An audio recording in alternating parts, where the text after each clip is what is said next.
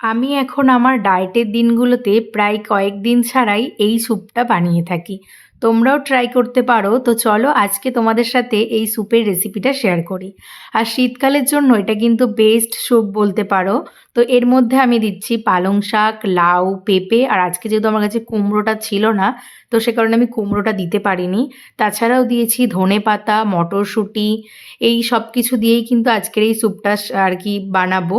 তো চলো তোমাদেরকে শেয়ার করি কিভাবে বানাচ্ছি। আর আমি কিন্তু প্রেসারেই বানাচ্ছি, কারণ প্রেসারে 2টো সিটি দিলেই তাড়াতাড়ি সিদ্ধ হয়ে যাবে। কড়াতে কিন্তু করতে গেলে আর কি অনেকটা লেট হয়ে যায়, সিদ্ধ হতে দেরি হয়। তো সে কারণে আমি প্রেসারেই বানাচ্ছি।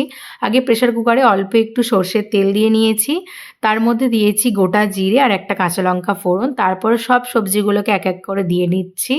আর শীতকালে যেহেতু পালং শাক, ধনেপাতা এগুলো ভালো পাওয়া যায়, তো সে কারণে এই স্যুপটা কিন্তু খেতে আরও বেশি ভালো হয়। আর ধনেপাতা আর মটরশুঁটির যে সেন্টটা আর কি বেরোয়, স্মেলটা কিন্তু খুব সুন্দর। আজকে আর এই স্যুপের মধ্যে রসুনটা আর কি থেতো করে দেওয়া হয়নি। যদি রসুন দিতাম তাহলে তেলের মধ্যে আগে রসুনটা দিয়ে নিতাম, তারপর হালকা নাড়াচাড়া করে সব সবজিগুলো দিতাম। আজকে রসুন দিইনি, সব সবজির ওপর অল্প করে একটু শেষে আদা গ্রেট করে দিলাম, পরিমাণ মতো লবণ, আর স্যুপে যতটা জল রাখতে চাই ততটা জল দিয়ে প্রেসার কুকারের ঢাকনা এঁটে 2টো সিটি দিয়ে নিলেই রেডি হয়ে যাবে গরম গরম স্যুপ। আর নামানোর আগে অবশ্যই একটু গোলমরিচ গুঁড়ো দিয়ে নিতে হবে।